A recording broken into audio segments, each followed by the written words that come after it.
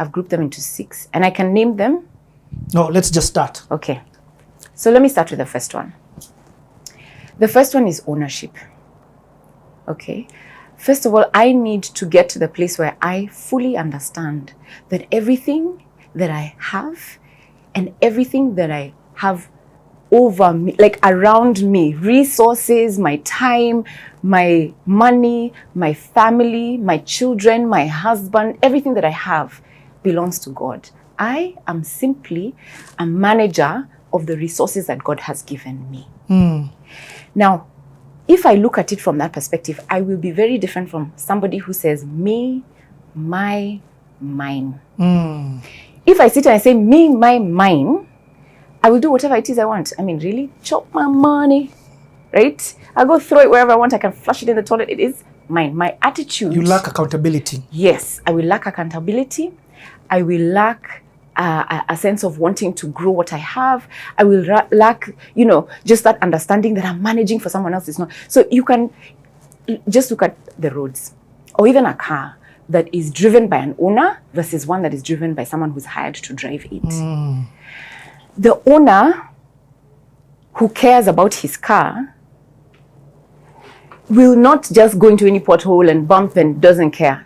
If you look at the matatus where somebody has been hired to drive, a lot of times they just will bang it, don't care, couldn't be bothered.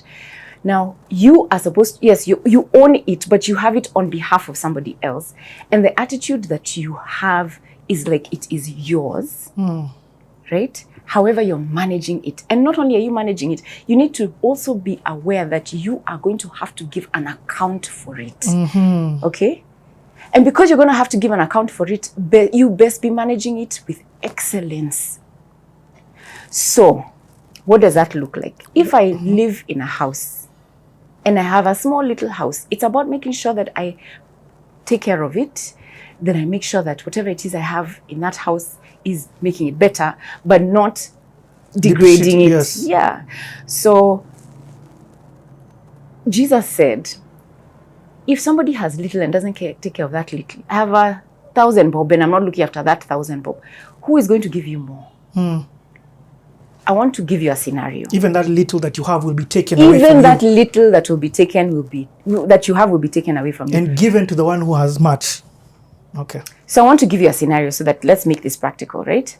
So let's say you owned a fleet of taxis, you have 6 blocks of apartments, you have 2 hotels and 2 schools, and you're managing this, overseeing it, and you're a wealthy man.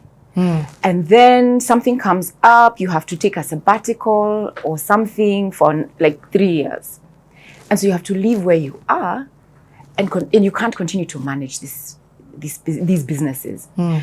What's the kind of person that you would get as the owner of these businesses to manage? You have to think about it that way. Because that's how it is. God has all these resources and he's looking for good managers. He's not looking for good managers who go to church. He's not looking for good managers who speak in tongues. I don't know who do what. He's looking for good managers. On the ground, who's really going to... These are principles at work. It's like the way the sun rises and shines on everybody, right? These are principles that work for everyone. Who's a good manager? Someone who's strategic, somebody who's efficient, someone who's effective, who's always looking to stretch that shilling and see how much more can I do. Someone who's faithful, someone who's accountable, somebody who's trustworthy, someone who's orderly. That's who you're going to choose. The principle of ownership. Wow. Means that it's not me, my, mine. I'm not. If it's me, my, mine, I'll be selfish. If it's me, my, mine, I won't care. If it's me, my, mine, accountable for who? And anyway, YOLO, right? But now because it's not mine, I have to be careful with it. So there's a story that was given of this same scenario. There's a manager. He's going away for a number of years, right? And he decides, okay, look at my servants. Who do I think? Yeah, let me divide my businesses, talents, money to these 3 guys. Or rather, I don't even know how many there were, but to one he gave 5, to another he gave 3, to another he gave 1. This is a story we are told. To the one he gave 5, that guy was like, what business? What can I do? Where can I invest it? He multiplied it and got another 5. To the one he gave 3, did the same thing. What can I do? How can I grow this? How can I do this to make it more? When this guy came back, he had another 3. The guy who got 1, he was just like, this is my manager. I know he just likes to be so harsh. He didn't I even better rotate in just the bank. protect what I have. Let me hide it. Right? Let me hide it. When the manager came back, the owner came back, he came and he looked at the first one. He's like, good and faithful servant. Thank you. You've done well. I will give you even more. The second one, good and faithful servant, I'll give you even more to manage. The last one, you evil, wicked.